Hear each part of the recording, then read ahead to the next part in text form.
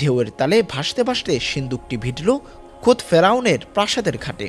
ফেরাউনের স্ত্রী আসিয়া আলাইহিসসালাম শিশুটিকে দেখে মুগ্ধ হলেন। ফেরাউন হত্যা করতে চাইলেও আসিয়া বাধা দিলেন, বললেন, একে মেরো না, হয়তো সে আমাদের চোখের শীতলতা হবে। যাকে ধ্বংস করার জন্য হাজার হাজার শিশু হত্যা করা হলো, আল্লাহ তাকেই সেই শত্রুর খরচে লালন পালন করার ব্যবস্থা করলেন। সুবহানাল্লাহ। সময় গড়িয়ে গেল। রাজপ্রাসাদে বড় হয়ে মুসা আলাইহিস সালাম এক বলিষ্ঠ যুবক। আল্লাহ তাকে দান করলেন জ্ঞান ও প্রজ্ঞা। একদিন তিনি নগরীতে দুই ব্যক্তির মারামারি দেখলেন।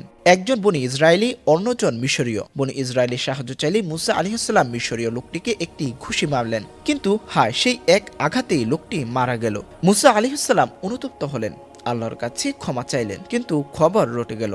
এক শুভাকাঙ্ক্ষী এসে খবর দিল, হে মুসা, আপনাকে হত্যার ষড়যন্ত্র হচ্ছে, আপনি পালান।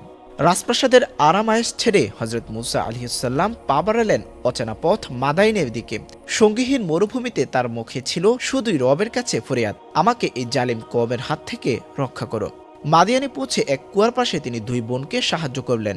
তাদের বাবা হযরত শুআয়ব আলাইহিসসালাম মুসা আলাইহিসসালামের সততা ও শক্তিতে মুগ্ধ হয়ে নিজ মেয়ের সাথে তার বিবাহ দিলেন। শর্ত ছিল ৮ থেকে ১০ বছর মেষ চড়াতে হবে।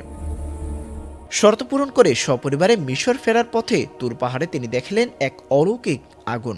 আগুনের সন্ধানে কাছে যেতে ভেসে এলো এক গম্ভীর আওয়াজ, হে মুসা, আমি তোমার রব, জুতা খুলে ফেলো, তুমি পবিত্র তুয়া উপত্যকায় আছো।